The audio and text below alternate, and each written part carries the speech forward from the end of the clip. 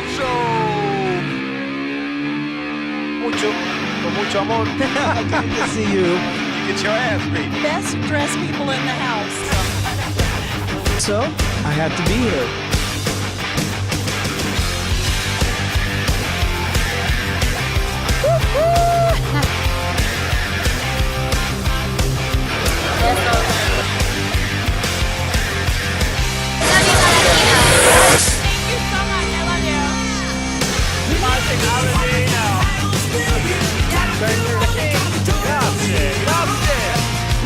Paolo Escobar Jr. supports Chris and David. La vittoria.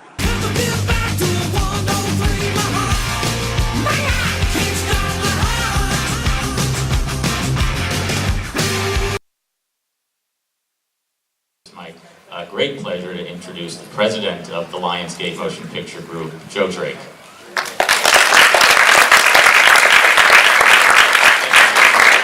I want to thank you all for coming out tonight.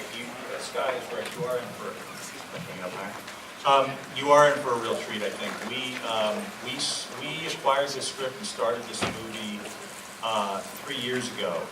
And it was one of those screenplays that came across your desk that on the surface looked challenging, but it was incredible. It was incredible storytelling that Gavin and his writer associates had put into a screenplay form.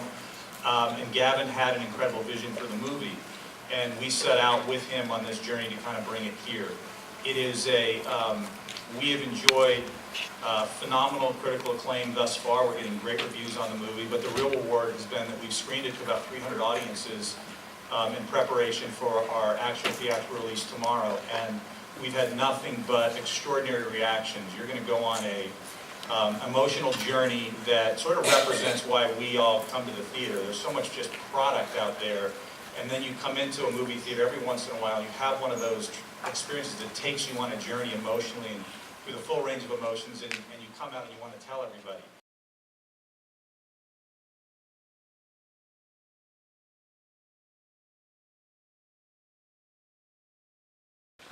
This is a very difficult question to answer because it's a mystery how these things. Leonard Cohen has a great line. He says, "If I knew where it came from, I'd go there every time." You know, these things just emerge, and I think there was something going on in my life trying to get an understanding of forgiveness. And when I say forgiveness, I don't mean the words "I forgive you," but like true forgiveness in your heart.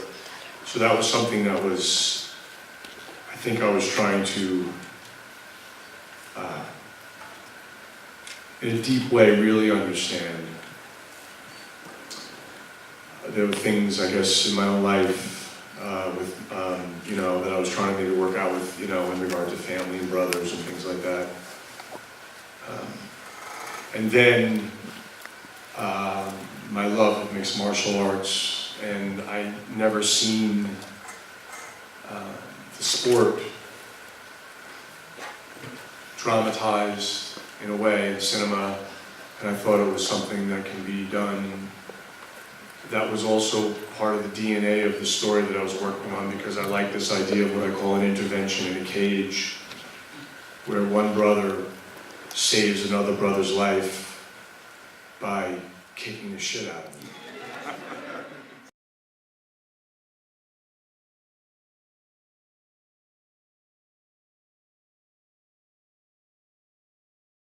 I got involved in the film kind of by, you know, usual pathways. I guess I was asked to audition. I think I sent you a tape from Australia, and yeah, go Australia.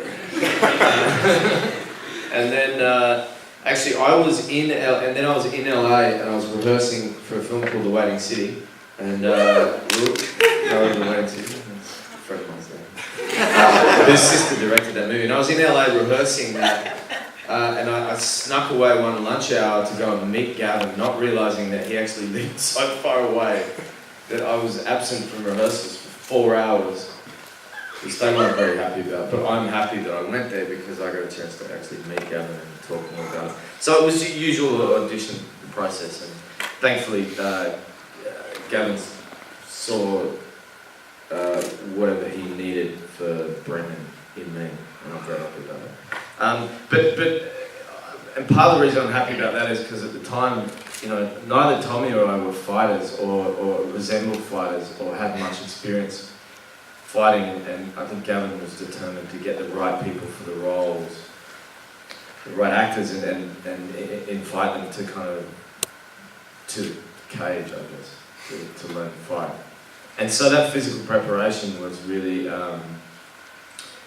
know, I think Gavin was determined also to make sure that whoever he got to do the movie was free enough, for free read out of work, free enough to get to Pittsburgh early. Well, look, I mean, I say that as a joke, but you know, you hire a movie star these days, I guess they turn up on Friday and they start shooting on Monday, and you don't get preparation time. And when you look at any of Gavin's movies, there's a real authenticity to the worlds that he creates that are the backdrop for these very human stories. And if you don't have the preparation time, then I think that what ends up on the screen is a lot more flimsy than what ends up on the screen in Gavin's movies. So we really had to get to Pittsburgh early, 2 months early, and literally became our full-time job to go to the gym from 7 in the morning until late in the afternoon and learn all the different skills that we needed and the choreography, and learn to lift weights and eat a lot of chickens.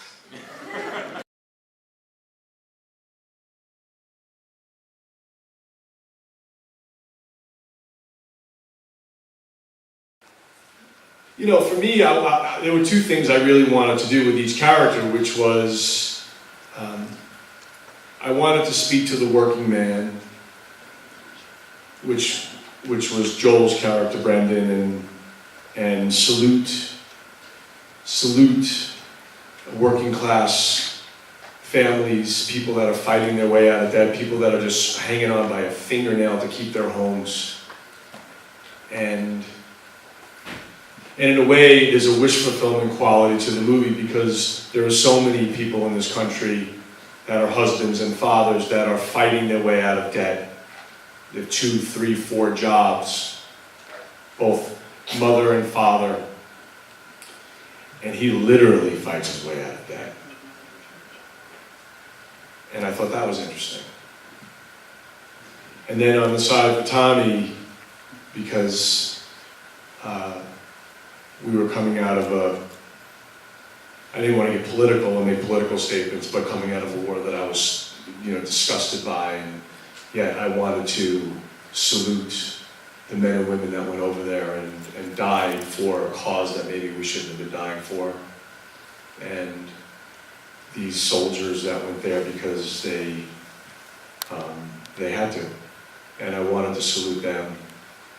And that's why I made Tommy a Marine, and I wanted to somehow not get political in any way, because this movie isn't about that, but it was just my own, just a little tip of the hat.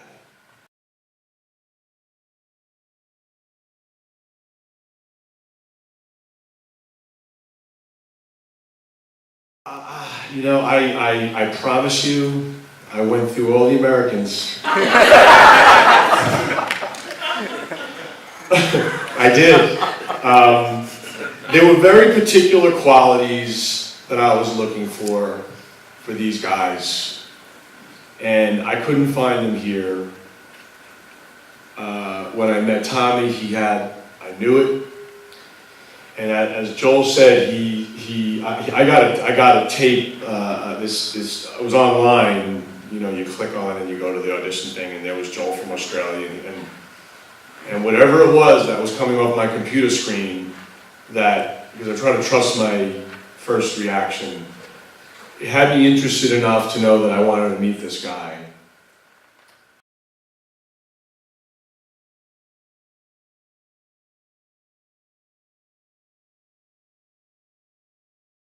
Yeah, I mean, there's a lot of things going on for me most of what I ever try and find from a project should hopefully, the majority of it should already exist in the script. And if you're lucky, you're working with a good template. And beyond that, there's so many kind of relatable things. I joked with a friend recently and said in the last 3 or 4 years, I think I've been married to 8 different women, and I've had about 15 children. Now, I don't have that in my own life. No one will marry me. I have not had any children that I know of. And that doesn't mean any of that is not relatable to me. And certainly having a fractured family on screen is relatable to me, because the flip side of that is true in my own life, and I can imagine if that was to be taken away from me, or those relationships were to be kind of shattered. So anything to do with family I find very relatable, and then my instinct is always the thing that I try and listen to first when it comes to any of that stuff. But beyond that, there's something really rich that happened in this film that doesn't often get to happen. And I joked about movie stars, turning up late and kind of wondering where to stand and what am I saying again? That didn't happen on this movie, and that actually finds its way onto the screen. I think relationships forged early in a rehearsal process or ahead of time from shooting, I think they seep into a movie, and I think that a lot of kind of heady discussion or discussion and interest and experience, whatever that is surrounding the film,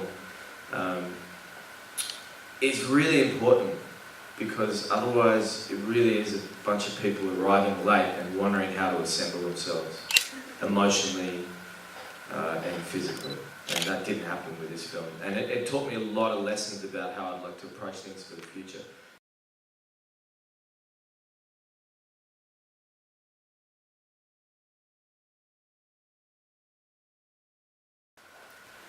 Rocky, the first one, because there's nothing after the first. The others seem to go away.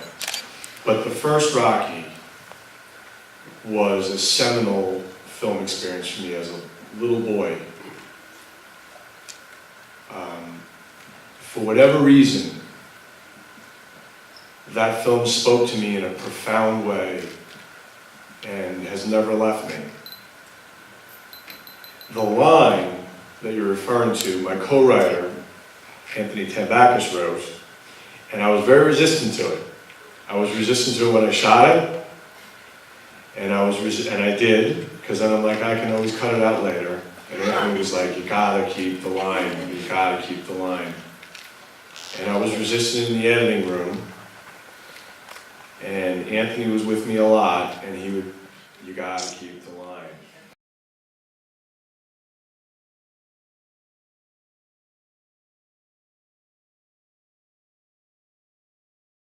There was the original draft, I will tell you, had Tommy getting taken to prison.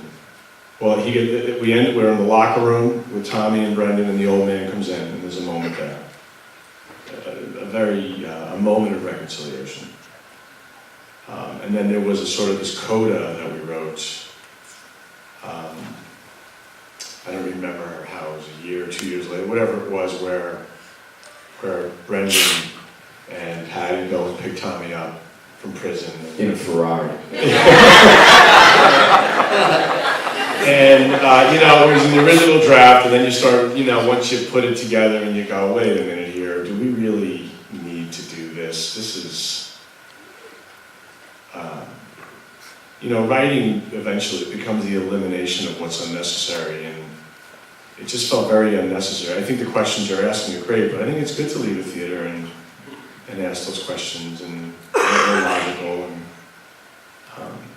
I will tell you that the song at the end of the film, the piece by the National that is born out of the score, that was, that I always knew I was using when we were writing the scripts. I always knew we were driving towards this intervention occasion. I always knew that song in the fourth round was what was going to emerge.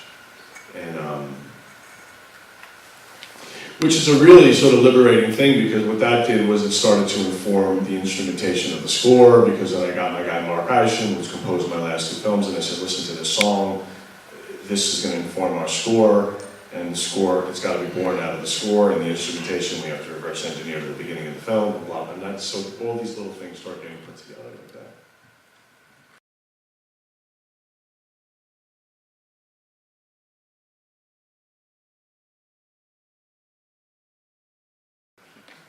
And Nick, as I said, I wrote, Anthony and I wrote Frank Campana for Frank, and we wrote Patty for Nick.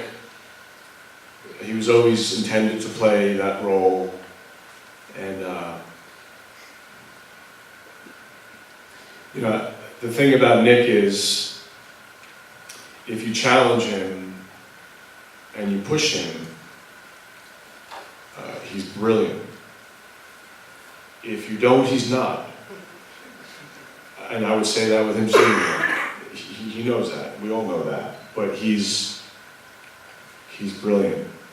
And the conversations I have with Nick, we spent a lot of time together working on the character before we even got to Pittsburgh, because we live literally 5 minutes from each other. So there was the benefit of that. There was also the benefit of me knowing him so well that I knew, the public demons that everyone knows, and then the private demons. And as long as he was prepared to take his heart out and put it down on the table and reveal everything and be very brave, we were going to be good. And he knew that. We talked about it. What was, no acting required, so he was, guy's amazing. And it was hard to watch sometimes, because I know how much pain, it was painful.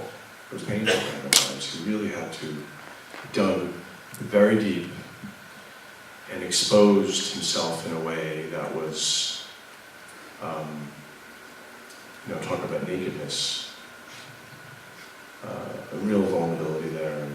And the truth. There was no acting. The thing we were going for in the movie was just to not act. No acting. There's something inside of him that he can draw from, but he was the most, in fact, even when it came to training, and again, I would say it with him sitting right there, he was the most delicate of everyone. I mean, he was the guy we had to deal with kid gloves the most. He's not a fighter. The guy is not a fighter. I mean, he got himself to look like one, but I think Joe's much. Now I don't think either one of them are very tough, but I think Joe. Tom. And this is. I mean, not to blow smoke, but this is the brilliance of Gavin, is that he creates this theater that enables all of his actors to come and to do the work and come and be real. And he's got, because I've worked with him in Pride and Glory. And he did it with Farrell, and he did it with Norton and John Boyd and all the other people in the movie. But he's got the ability to get people to want to work as hard as they possibly can for him. And I've worked with a lot of directors of late, and not many people get you to do that. So very early on, we had a bunch of weeks blocked away in that stadium to shoot the fight scenes. I think we were due to be there for 5 or 6 weeks doing that, and it was about literally the end of the first week or the beginning of the second week. Tom stunt double Jace jeans, and no offense to Jace at all, because we were just doing our thing, but he threw me while we were shooting one of the scenes, and I tore my MCL. So I went from fighting in a cage with fighters one day, and then waiting around in a kind of a swimming pool with old ladies in a rehabilitation centre the next. It was the biggest shift of environments I've ever had in my life. But I had 6 weeks to recover, and then I could get back to it. And it was tough, but it was fun. If you're a wrestler and that's a bigger part of your game, or jiu-jitsu, it's just a very different kind of. You obviously know mixed martial arts, so it's a very different kind of intensity and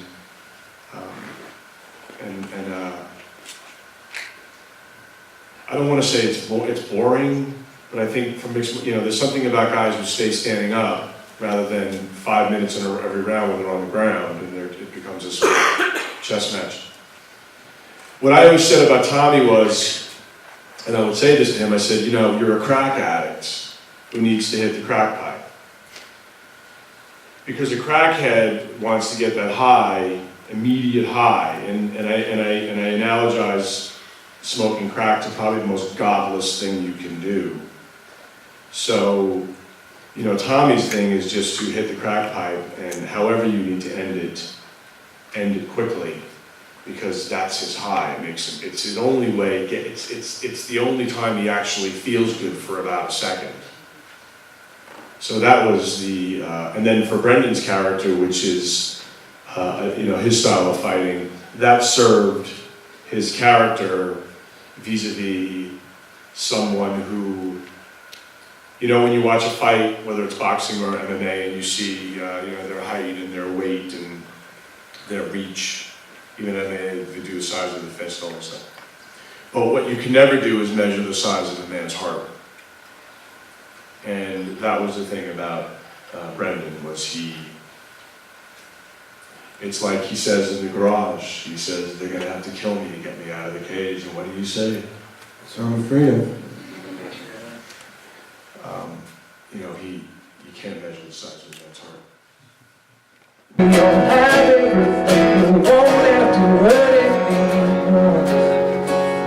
Okay, tonight we are here in Lower East Side, a fair, New York City, and we are with Sasha, the marketing director. Sasha, how are you? I'm good, and how are you? Doing great. So tell me, what's happening tonight? Well, we just had a burlesque show. It was amazing.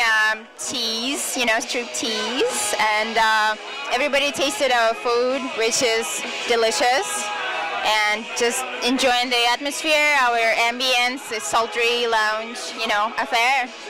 Just everybody's having a fair tonight. So the restaurant is open, until what time they open? What kind of food you guys sell here? We open for dinner as well as for lunch. We're actually opening for lunch tomorrow, starting tomorrow, Wednesday, and it's going to be from 12 p.m. to 1 a.m., the hours of operation. But lunch is going to be from 12 p.m. to 5, and from 5 to 12 we're going to have dinner. And you have only one floor. How many floors do you have in here? We are bi-level lounge. We have den upstairs, which is where we are right now, and then candle lounge and the gold room downstairs. We have 3 big, amazing lounges where people can relax and enjoy, you know, have an affair. That's awesome. I saw also that you guys have a DJ. Yeah, we have, on Thursdays we have DJ Prince performing, and we have Lee Carl sometimes. And We're about to see the burlesque DJ show. Kelly. This week we have 2 performers for you tonight. Two of the best performers in New York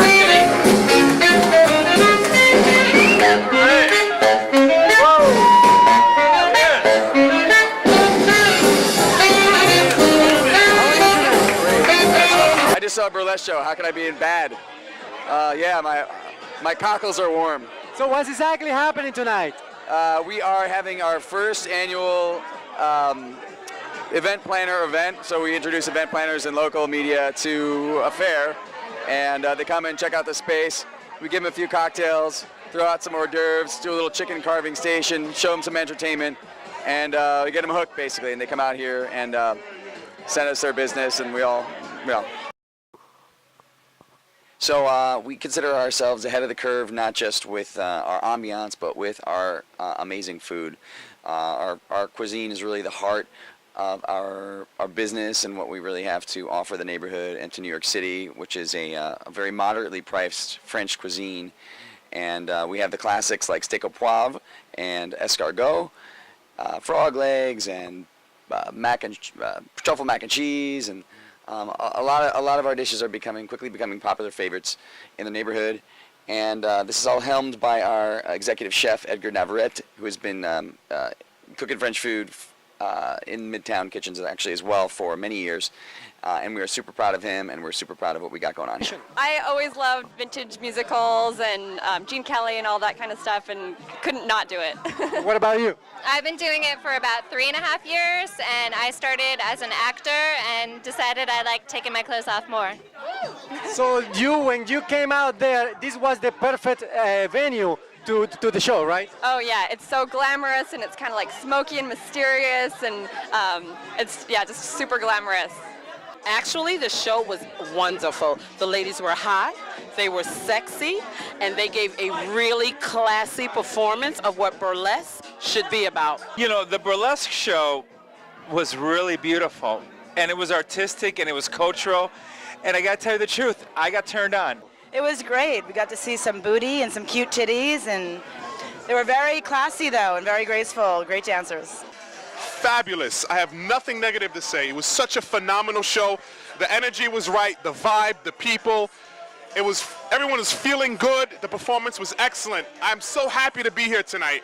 Unreal. For a Tuesday, unreal. This place is phenomenal, so was the performance. Alrighty, tonight we have here Chris Grace in the house in Affair, New York City. Chris, how are you tonight? Doing well, thank you. How are you doing?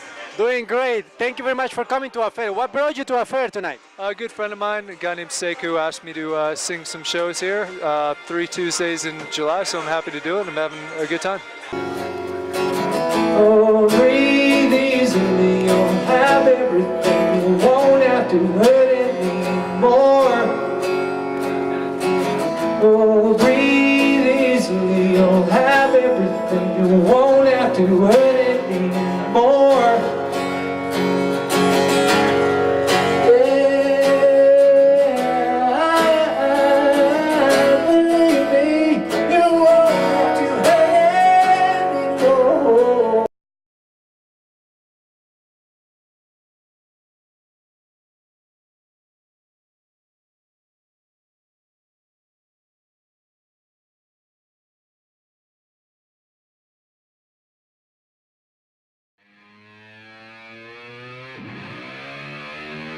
Watch Aladino show.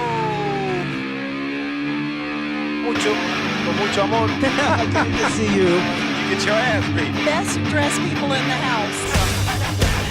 So, I had to be here.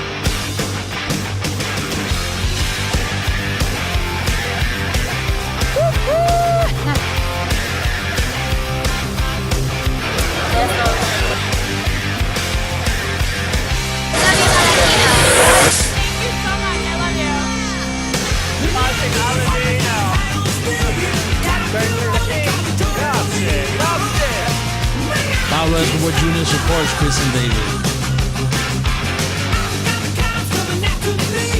La vittoria